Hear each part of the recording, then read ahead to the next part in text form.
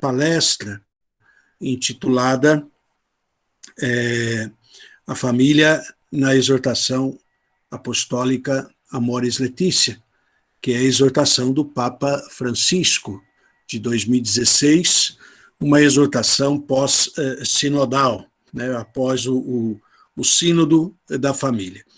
E nós convidamos para essa noite a professora doutora Ceci Mariani, até um nome longo aqui, mas vou só falar assim, Ceci Mariani, que é professora da Pontifícia Universidade Católica de Campinas, e a Ceci tem uma história de vida muito bonita em relação à comunidade de fé concreta, como são as nossas comunidades, né? Porque a Ceci é casada, é mãe de família, tem 3 filhos, e ela, inserida na comunidade cristã, resolveu fazer a graduação em teologia em São Paulo, na Pontifícia Faculdade de Teologia Nossa Senhora da Assunção, que hoje está inserida na PUC São Paulo. E ela se encantou pela teologia, acabou fazendo mestrado em teologia, e em 2001, eu era diretor do então Instituto de Teologia e Ciências Religiosas da PUC Campinas, e eu precisava de um professor ou de uma professora para dar aulas de teologia para outros cursos na PUC de sábado, manhã e tarde. Não tinha padre, não tinha ninguém. E aí um professor de Bíblia, o professor Hermínio Torrices, me falou da Ceci. Eu não conhecia a Ceci. E aí falei com ela aceitou o convite, eram 10 horas, né?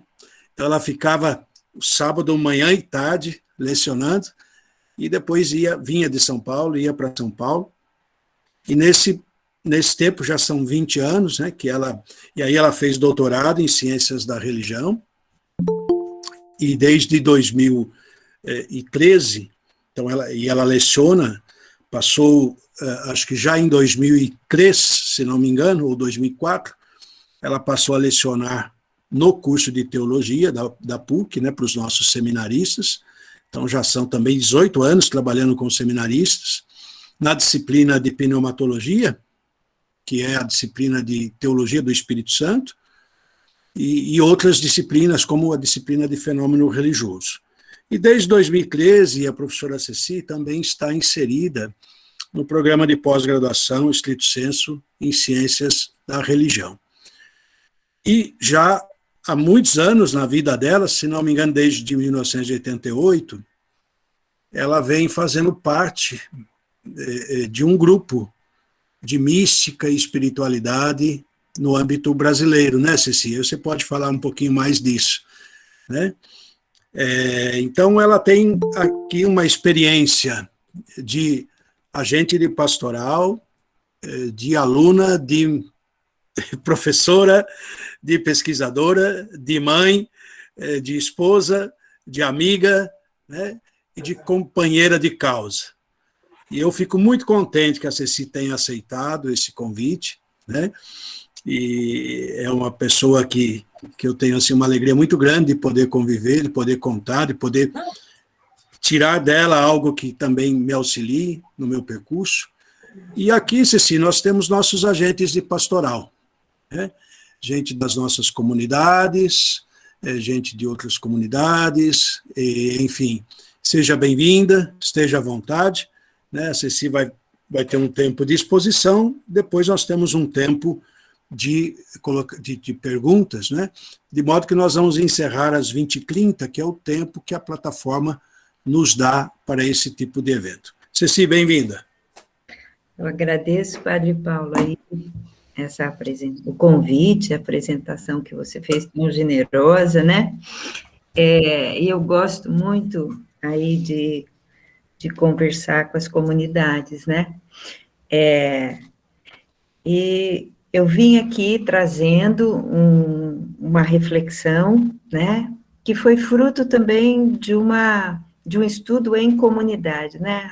A Luísa está aí, ela é da minha comunidade, a gente participa de uma associação de comunidades de espiritualidade naciana, né, que se chama CVX. E na época do sínodo da família, e a gente refletiu muito em comunidade sobre o sínodo, né, e sobre a família. E depois, quando veio o documento, eu completei esse estudo, e esse estudo está publicado, depois, se alguém quiser ver, ele está publicado na revista da PUC do Rio de Janeiro, né? Ele se chama Lições da Incomum Família de Nazaré, né?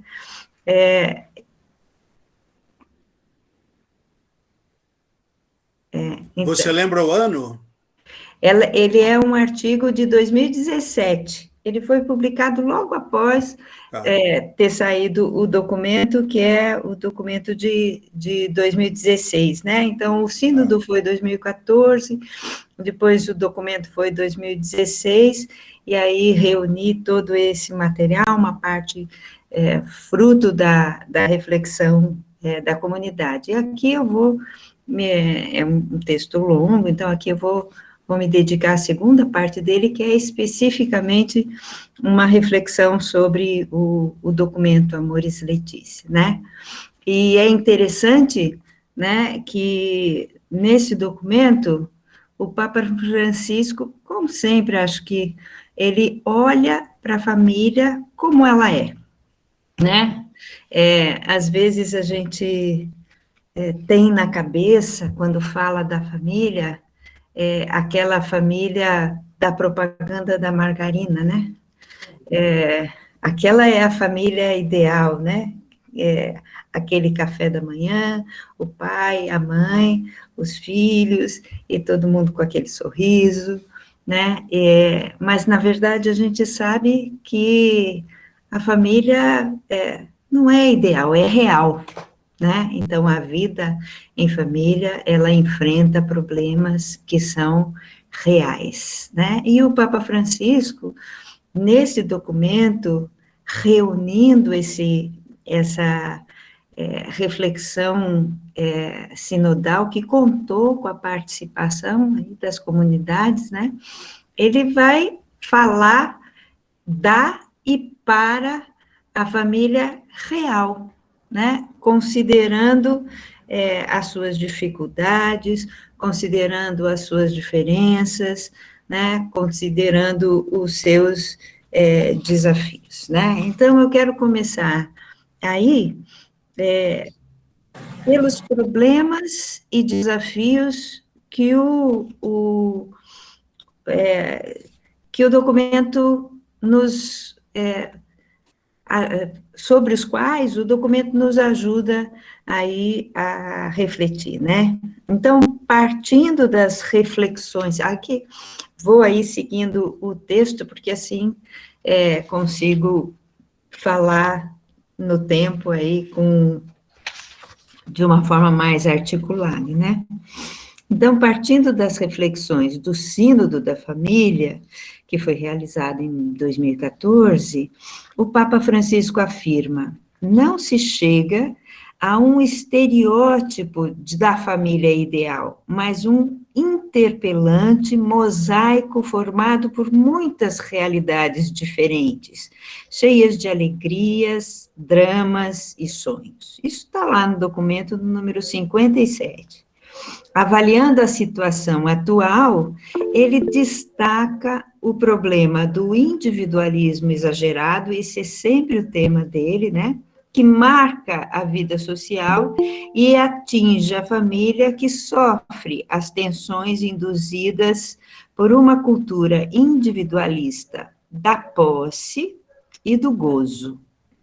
Situação já apontada pelo relato dos bispos sinodais. Então, ele recebe mesmo aquilo que foi trabalhado no sínodo, né?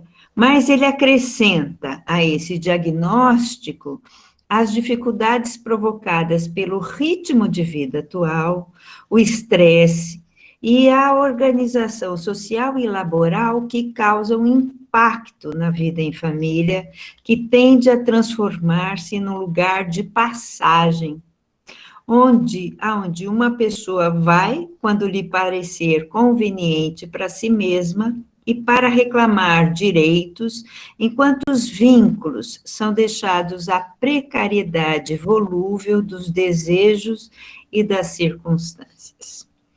Nesse contexto, ele alerta: o ideal matrimonial, com um compromisso de exclusividade e estabilidade, acaba por ser destruído pelas conveniências contingentes ou pelos caprichos da sensibilidade.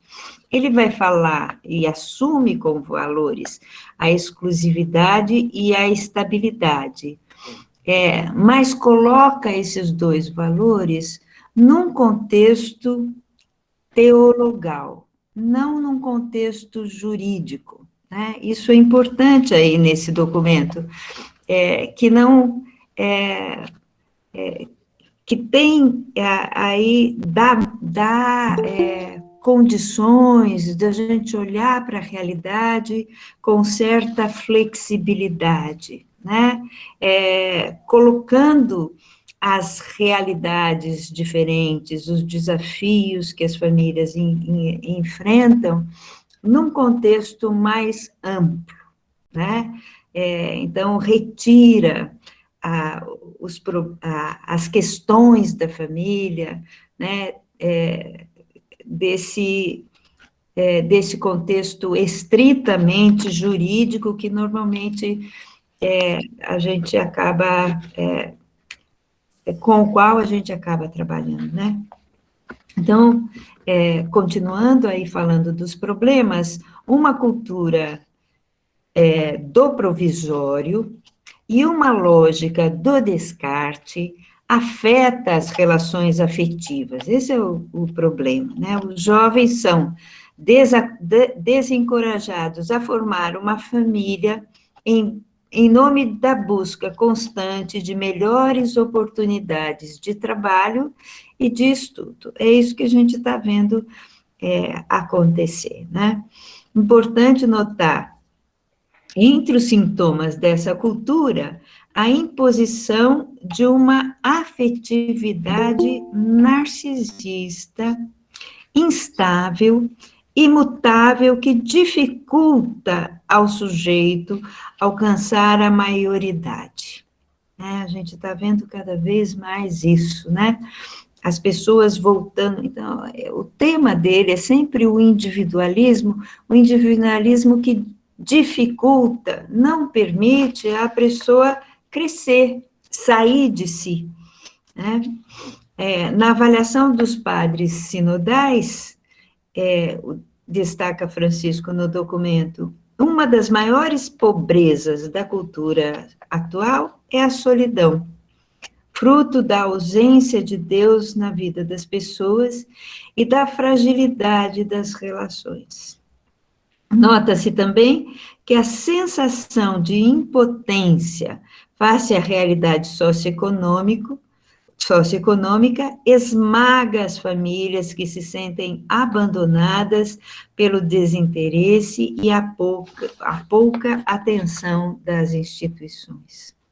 As consequências negativas, sob o ponto de vista da organização social, são evidentes, ele afirma, da crise demográfica às dificuldades educativas, da fadiga em acolher a vida nascente ao sentir a presença dos idosos como um peso, até a difusão de um mal-estar afetivo que às vezes chega à violência. Isso ele aponta lá no número 43 do documento. Fazem parte ainda dessa análise, e aqui estamos nos problemas e nos desafios, né, sobre a situação atual da família, os desafios recolhidos das consultas efetuadas no caminho sinodal. Entre eles, Francisco destaca a dificuldade que a família encontra em exercer sua função educativa pelas extenuantes condições de trabalho impostas aos pais, né? Durante a pandemia, a gente vê isso até um pouco mais acentuado, né? Porque a exigência de trabalho, mesmo que seja um trabalho em casa, é uma exigência, às vezes, até maior e sem horário, né?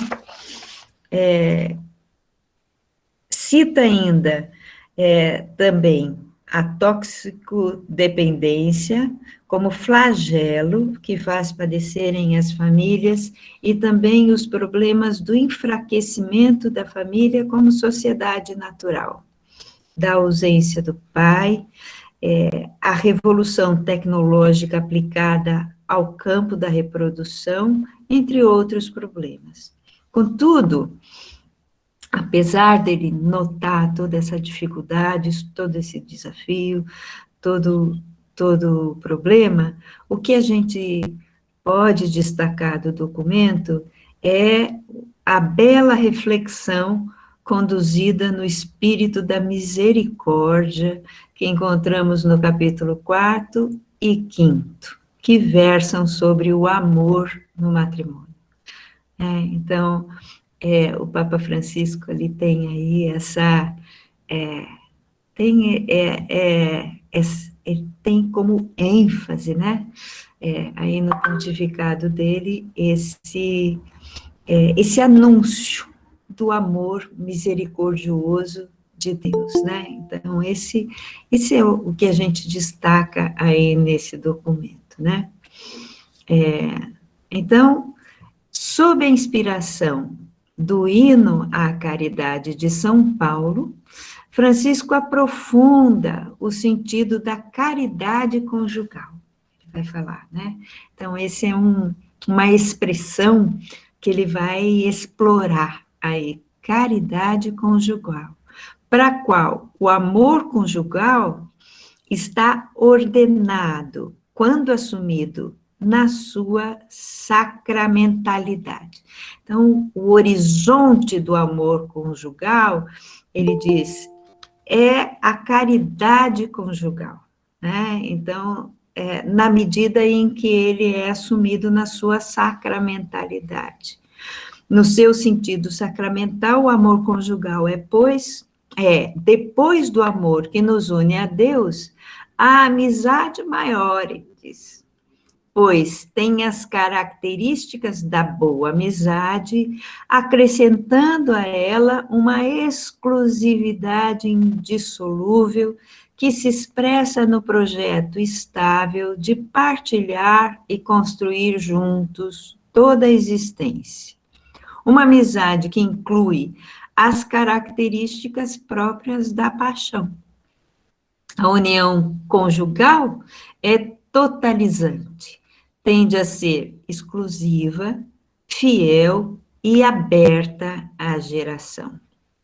O matrimônio, no seu sentido teológico, é o ícone do amor de Deus por nós. Em virtude do sacramento do matrimônio, os esposos são investidos da missão de tornar visível o amor com que Cristo ama a Igreja. Importante observar que, na sua reflexão, Francisco situa a compreensão do sacramento do matrimônio no contexto de uma ampla compreensão mais teológica e menos jurídica. Entende a responsabilidade sacramental do matrimônio como um processo. Isso é importantíssimo, né? O matrimônio não é um ponto, não é um momento, mas é um processo, né?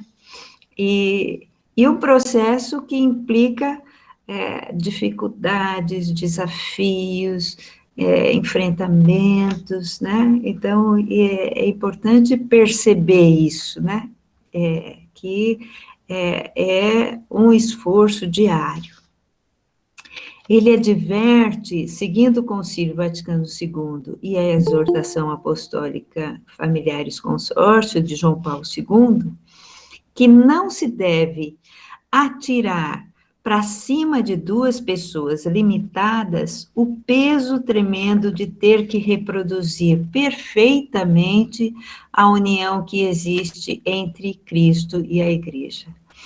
Então, o casamento é, sim, sinal dessa união, mas é no limite, no nosso limite, contando com o nosso limite, né?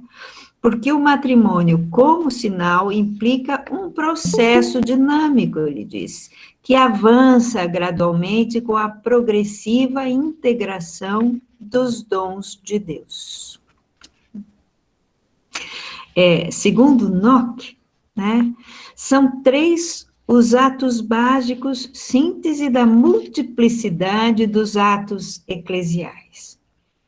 O anúncio da vida nova através da pregação e testemunho, martiria, a celebração dessa vida através do culto divino, sacramento e oração, liturgia, o serviço do amor em comunhão fraterna, diaconia. Nessa divisão, são representados atos fundamentais da vida de Jesus e aspectos básicos das grandes reuniões do povo de Deus. Estruturam a missão e a existência da comunidade, cada qual, com seu alcance distinto, designa o todo da missão e existência eclesial. Nesse contexto, os sacramentos têm um sentido amplo, né? São sinais que evocam a misteriosa presença salvífica de Deus para nós, conosco e entre nós. A palavra sacramento é tradução latina da palavra grega mysterium, que quer dizer iniciar, fazer perceber o caráter escondido, não comunicado, de uma realidade ou de uma intenção. No âmbito das religiões gregas antigas, faz referência à percepção alcançada através da participação em rituais de iniciação. A palavra mistério, no entanto, tem um sentido existencial antropológico. O mistério está presente em toda a realidade, e toda a realidade emerge do mistério. Mistério designa a dimensão de profundidade que se inscreve em cada pessoa, em cada ser e na totalidade da realidade e que possui um caráter definitivamente indecifrável. O mistério é o ilimitado do conhecimento. Quanto mais a inteligência se aproxima da realidade, no sentido de conhecer, maior o mistério se apresenta. O mistério do real dinamiza a inteligência. No sentido religioso, o mistério é um encontro com algo ou alguém que está no fundo de si mesmo, no outro lado do real e ou na riqueza imensurável da descoberta do outro. Com base nas orientações do Concílio Vaticano II, podemos dizer que os sacramentos são as celebrações centrais da Igreja, realizadas corporalmente, são sinais de um mundo redimido. O sacramento é símbolo real, pois ao mesmo tempo que sinaliza a atuante presença de Deus entre nós, celebra o nosso engajamento no projeto salvífico de Deus. Então, por isso, o sacramento não é apenas um símbolo representativo, é um símbolo real, um sinal realizador que tem dimensão jurídica, porque implica um juramento, uma palavra ou gesto que compromete com como assinatura de um contrato, mas, ao mesmo tempo, dimensão pessoal, mais condicionada pela disposição interior. O sacramento, enquanto símbolo real, sinaliza uma realidade que já é dada, pelo menos de modo rudimentar, também antes da realização do sinal, para que ela possa realizar-se e, na realização, crescer intensificar-se e criar maior comprometimento. Para o cristão, o sacramento original é Jesus Cristo, o sinal realizador e símbolo real por excelência. Ele é sinal de Deus em dois sentidos: nele, em sua vida, suas palavras, sua atuação e seu destino, pode-se reconhecer como Deus age no ser humano e nele próprio Deus realiza sua história com os seres humanos. A partir dele, ou melhor, em Cristo, a igreja é também sacramento. A vida da igreja, inspirada pelo Espírito de Cristo, sua proclamação, sua diaconia e liturgia, serve para ser sinal de Jesus Cristo, para testemunhar e realizar sua permanência, presença no mundo. Os 7 sacramentos, portanto, isso para chegar no sacramento do matrimônio, quer dizer, o sacramento do matrimônio não pode ser pensado isolado de toda essa realidade, né, que abraça, né, a igreja.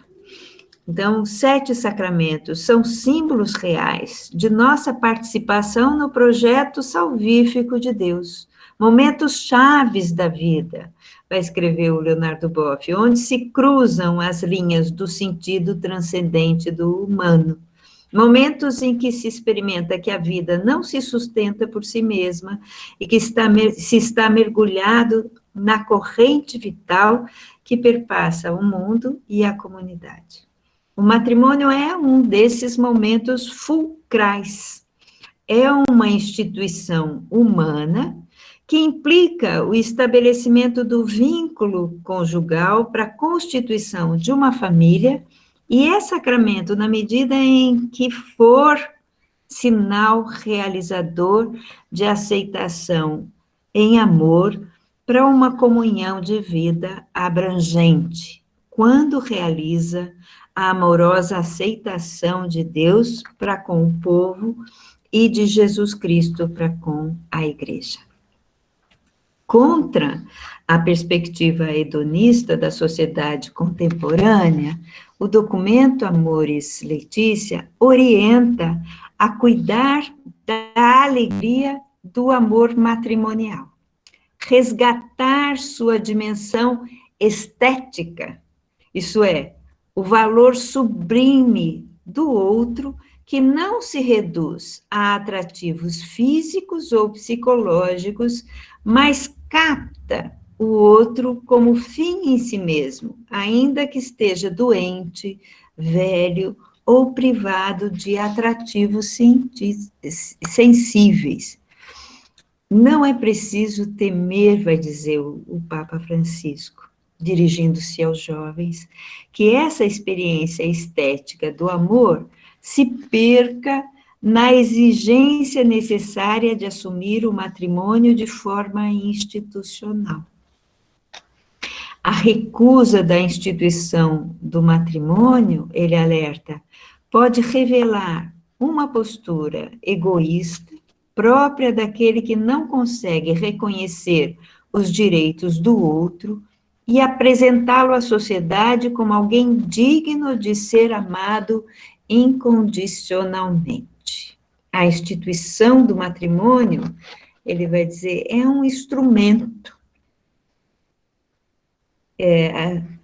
Interpretando as palavras do Francisco, a gente entende que a instituição do matrimônio deve garantir condições seguras ao amor conjugal de se manifestar socialmente e de crescer, cultivado principalmente pela prática do diálogo. O diálogo também é, para ele, um tema fundamental, né? Então, misericórdia e diálogo são, talvez, palavras-chave aqui, né?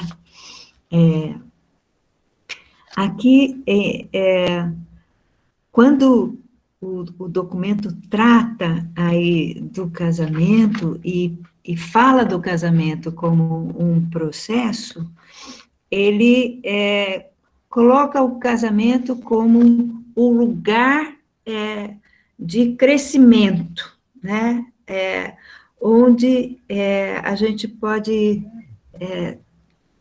o casamento como um lugar onde a alegria da paixão adquire maturidade, né? Então, aqui coloco um ponto em que falo da alegria da paixão e a maturidade no exercício da sexualidade. É da tradição da igreja, especialmente da tradição mística, vai recordar Francisco, afirmar que o amor matrimonial, com sua intensidade passional, simboliza a união do coração humano com Deus. Desejos, sentimentos, emoções ocupam um lugar importante no matrimônio, vai afirmar Francisco. A paixão que acompanha o ato livre pode manifestar a profundidade da opção. Isso está no número 146. O amor matrimonial não deve ser, ele vai dizer, refém dos impulsos, mas deve servir à maturidade que chega a uma família quando a vida emotiva de seus membros se transforma numa sensibilidade que não domina nem obscurece as grandes opções e valores, mas segue a sua liberdade, brota dela, enriquece-a, embeleza e torna mais harmoniosa para o bem de todos.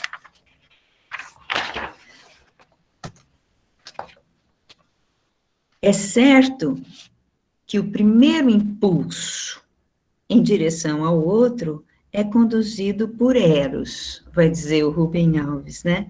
O ser humano, e aqui estou citando o Rubem Alves, não é primeiramente atraído por ágape, que é esse amor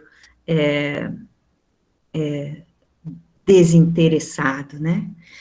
Ou seja, pelo amor ao outro, independente do que o outro seja. É Eros quem conduz o homem para a mulher e a mulher para o homem, masculinidade e feminilidade. Este fato faz parte da bondade da criação e constitui uma realidade que condiciona e torna necessário o sentido erótico da vida. Isso é o Rubem Alves falando. A relação com o outro na experiência humana, cujo momento mais original é marcado pela sexualidade, não se reduz. No entanto, vai dizer ainda esse autor, ao sentido genital. A vocação à liberdade presente na experiência humana atua na relação com o outro, assim como na relação com a natureza. O corpo humano, por ser livre, não está necessariamente submetido às leis naturais que regem o encontro entre macho e fêmea. Da atração sexual entre homem e mulher, a liberdade faz amor. Esse amor, transformado pela liberdade, contém duas experiências, uma forte e impetuosa, porém efêmera e escorregadia. Outra suave, tranquila e duradoura. A primeira é a experiência do corpo que é natureza, atração sexual, fogo que toma conta e que se esgota depois dos jogos do amor físico. Isso ainda o Rubem Alves falando. A segunda é a experiência do corpo livre e histórico. É a experiência do amor que vive porque a relação entre os corpos ganha a força da palavra. O amor vive, diz Rubem Alves, numa de suas crônicas, neste sutil fio de conversação, balançando-se entre a boca e o ouvido. O ouvido é feminino, vazio, que espera e acolhe, que se permite ser penetrado. A fala é masculina, algo que cresce e penetra nos vazios da alma. O segredo da durabilidade do amor humano está nessa capacidade de falar e ouvir. Ele vai dizer, com a boca e o ouvido, tecemos fios que nos unem aos outros, homem e mulher, por obra da palavra, tornam-se masculino e feminino, ultrapassam os limites da natureza quando se deixam penetrar pela fala do outro ou quando buscam o outro com sua própria fala. A palavra proferida a partir do corpo comprometido com a liberdade, encarnado na história com seu sopro suave, reacende a chama do amor. Ele diz, não há orgasmo que ponha fim ao desejo. A relação humana marcada pela linguagem transborda, ultrapassa o casal e cria comunidade. Podemos dizer, então, a partir dessa compreensão da dinâmica do desejo, da orientação de Francisco, que o sacramento do matrimônio é o sinal sensível da resposta ao chamado de Deus para participar da vida do mundo, construindo comunidade de amadurecimento afetivo, locus que oferece condições para o ordenamento do desejo ao amor. Pois a família, por sua existência, por sua exigência de vida em comum, é escola de superação do egocentrismo e do aprendizado do sacrifício de amor, uma vez que solicita constantemente o desprendimento de si pelo bem do outro. Ressaltando que a doutrina social da Igreja, apesar dos exageros e ascetismos, não rejeitou o eros enquanto tal, Francisco vai lembrar, entretanto, que não se pode deixar de considerar os riscos da paixão. É certo que os movimentos da paixão, desejo ou repulsa podem estar a serviço de um sentido de posse egoísta. Assim, é preciso fazer boa interpretação da carta aos Efésios, que pede a submissão das mulheres ao marido.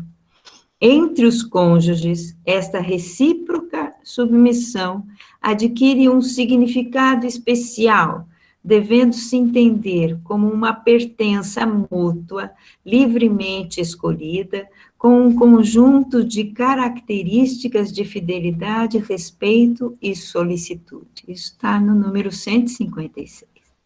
Fidelidade, abertura e compromisso com a transformação do mundo são os grandes valores que fazem do amor conjugal sacramento de Deus. Ensina isso no documento Amoris Laetitia, o Papa Francisco. O amor conjugal não deve ser fechado em si mesmo, deve ser, ao contrário, amor fecundo, aberto à geração. Na complexa configuração familiar a que a sociedade contemporânea conduz, a reprodução é dos grandes desafios. O aumento da infertilidade, promovida por um estilo de vida que tem no centro a obediência às exigências do trabalho e o desenvolvimento das novas técnicas reprodutivas, que tem aberto às ciências múltiplas possibilidades de experimentação num contexto de acirramento do individualismo, tem pedido um aprofundamento no sentido da maternidade e da paternidade, posicionando-se criticamente diante de uma sociedade de laços fragilizados e dominados por uma mentalidade tecnocientífica. Francisco lembra a importância de se cultivar a maternidade e a paternidade, não para afirmar a família patriarcal, mas para lembrar a importância das figuras materna e paterna no desenvolvimento de crianças seguras e comprometidas com a realidade. É importante observar que Francisco, na exortação, ao lidar com a problemática da geração, não tem como referência essa família nuclear fechada em si mesma, mas vai procurar refletir sobre a fecundidade do matrimônio no seu sentido mais amplo. Não se restringe a pensar a reprodução de maneira estritamente biológica. Então, tendo como referência o Gaudium et Spes, argumenta que o matrimônio não foi instituído só em ordem à procriação e que a maternidade não é uma realidade exclusivamente biológica. A família, portanto, deve ser aberta, sair de si mesma para viver a solidariedade em todos os sentidos, principalmente no que se refere ao compromisso com a transformação social. O amor esponsal deve se somar o amor eucarístico. Isso é também um laço interessante do documento, né? Alimentada pela Eucaristia, a família é convocada a uma maior comunhão com os descartados da sociedade. A família, ele vai afirmar, introduz a fraternidade no mundo, pois promove as primeiras experiências de fraternidade alimentadas pelos afetos e pela educação familiar, né? Então, isso é o que o documento fala, né? Não sei, o tempo está aqui esgotando, teria apenas aí que colocar algumas perspectivas pastorais que o documento coloca, né? Sei, Padre Paulo, estou preocupada aí com o tempo. Se puder avançar mais uns 5 minutos, Tá. Aí a gente tem 10 minutinhos. Eu só tenho preocupação com a plataforma, né? Porque a notícia que eu tenho é que a plataforma dura 1 hora. E depois ela cai, né? Então, as perspectivas pastorais que ele traz, né? O documento ressalta aí a importância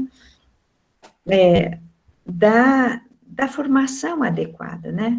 Então, ele entende que a preparação para o matrimônio é um processo, né? Ela não deve se reduzir a um curso de noivos, né?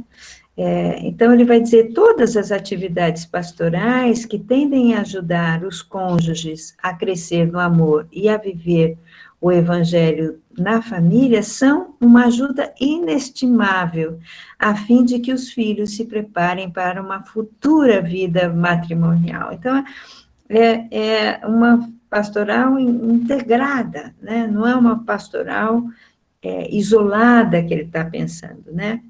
Há que se compreender a vida conjugal como um processo. Então, isso que é um processo que está inserido aí nessa vida da igreja, que visa o amadurecimento afetivo das pessoas, né? Então, é isso que é o horizonte, né? Da reflexão teológico, pastoral, sobre a família, né? As orientações pastorais têm como referência o entendimento do matrimônio como um processo, que implica um projeto de vida a ser levado adiante conjuntamente, um caminho de amadurecimento onde cada um dos cônjuges é um instrumento de Deus para fazer crescer o outro. O acompanhamento da vida familiar deve ter em vista esse processo, que visa a edificação de uma família de amor fiel, aberto e fecundo, né? Essas são, ele faz questão de falar dessa abertura, né? A família como que tem esse amor aberto, né? Deve-se encorajar os esposos a serem generosos na comunicação da vida, sem deixar de levar em conta que essa é uma decisão que os próprios cônjuges devem tomar diante de Deus. Convidando a empreender um movimento de saída, né? Essa é também outra palavra-chave no pontificado de Francisco. Francisco afirma que a pastoral familiar deve ser uma pastoral missionária. Não deve se reduzir a ser uma fábrica de cursos a que poucos assistem. deve ter presente as crises, angústias e dificuldades da vida familiar. Destaca a necessidade do acompanhamento pastoral depois das rupturas e dos divórcios. Orienta a acolher a inevitabilidade das separações, em alguns casos, e a empreender esforços para que não se rompa a comunhão com a igreja. Afirma em relação aos divorciados que vivem nova união: é importante fazer-lhes sentir que fazem parte da igreja, que não estão excomungadas, nem são tratadas como tais, porque sempre integram a comunhão eclesial. Aconselha também a acompanhar as famílias nos momentos em que são confrontadas com o desafio da morte. Faz parte também das orientações pastorais o cuidado com a educação dos filhos, né? Tarefa que se tornou muito complexa, exigindo reinvenção dos métodos e a utilização dos novos recursos, né? A vigilância é importante, ele vai dizer, porém o controle dos filhos não deve se tornar uma obsessão, insistindo no amor como um processo e na família como um lugar de amadurecimento da liberdade. Francisco chama atenção para o desafio do uso das tecnologias de comunicação, que pode facilitar ou prejudicar o encontro educativo no seio da família. Isso ele falou antes até desses meios de comunicação estarem agora com essa usados de forma tão intensa, né? O uso dos novos recursos sofisticados de comunicação e distração devem ser, orienta ele, motivo de diálogo e de acordos que permitam dar prioridade ao encontro dos seus membros sem cair em proibições insensatas, né?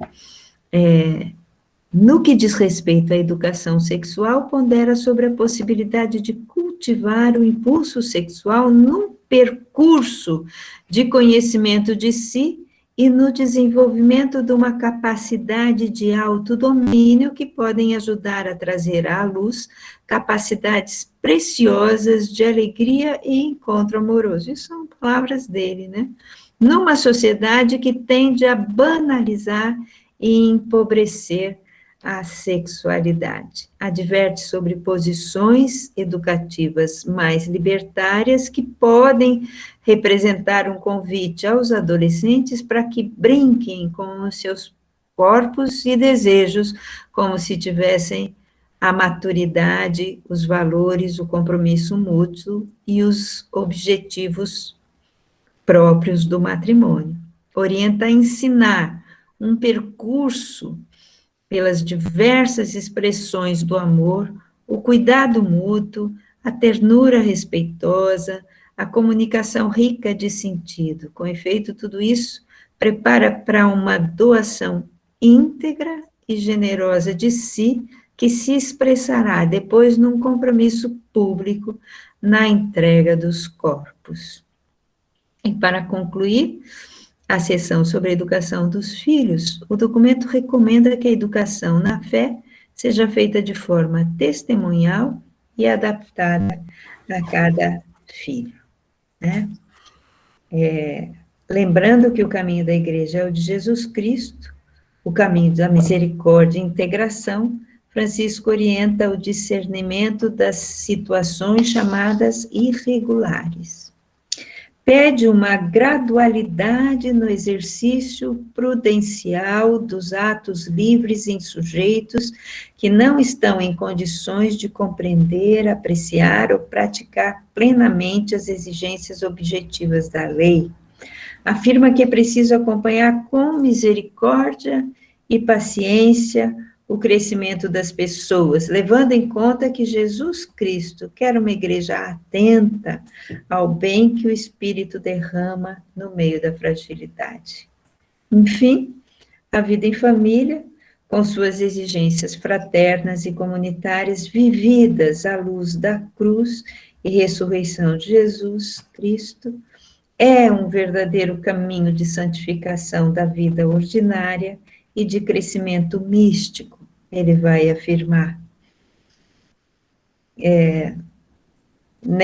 Na última sessão, que fala da espiritualidade conjugal, né? Caracteriza a espiritualidade conjugal e familiar o amor exclusivo e libertador. A vivência da fidelidade leva à libertação. Isso aqui é a ideia, né? Há um ponto em que o amor do casal alcança a máxima libertação e se torna um espaço de sã autonomia, quando cada um descobre que o outro não é seu, mas tem um proprietário muito mais importante, o seu único Senhor. Também faz parte dessa espiritualidade a vocação para o cuidado e a hospitalidade. A abertura à geração lança o casal ao cuidado dos filhos e convoca também a hospitalidade, isso é, a saída de si pelo bem do outro. Há um ponto em que o amor, isso é a palavra dele, né? Há um ponto em que o amor do casal alcança a máxima libertação e se torna um espaço de sã autonomia, quando cada um descobre que o outro não é seu, mas que tem um proprietário muito mais importante, o seu único Senhor. Bom, termino assim. Muito obrigado. Ceci, muito obrigado pela sua exposição, belíssima, eu acho que nos faz pensar, né? Eu já fui avisado aqui que o nosso tempo está esgotando pela plataforma, mas então não vai dar tempo de nós debatermos, mas eu quero agradecer muito, e eu gostaria que todos nós aqui pensássemos nessa perspectiva que a professora Ceci, interpretando o Papa, nos mostra. A família é fruto de um matrimônio que é sacramento do amor. E o amor de Deus sacramentado na Igreja de Cristo, que é o sacramento do Pai, e o Pai e o Filho constituem o amor de Deus no Espírito. Então, muito obrigado, Ceci, e nós somos, assim, muito gratos, né, porque uma leitura bem assídua da exortação, e que nos aponta aquilo que você disse no início, né? A família real. São muitas as nossas famílias. Você falando, interpretando o Papa, eu vejo assim muitas das nossas famílias, das nossas comunidades. E o mais importante, o mais cristão, é que nós as amemos, amemos uns aos outros, e que nós possamos acolher a todos, cuidando uns dos outros. Eu é que agradeço aí a poder ter, pena que a gente não tenha aí o tempo para poder conversar melhor, né? Mas agradeço aí a atenção de vocês e o carinho do convite. Muito bem, então muito obrigado, gente, nós vamos encerrando, né? E numa próxima ocasião, quem sabe a gente consegue resolver de uma outra maneira essa questão da plataforma, e vamos trazer a Ceci mais vezes aqui, né? E quando passar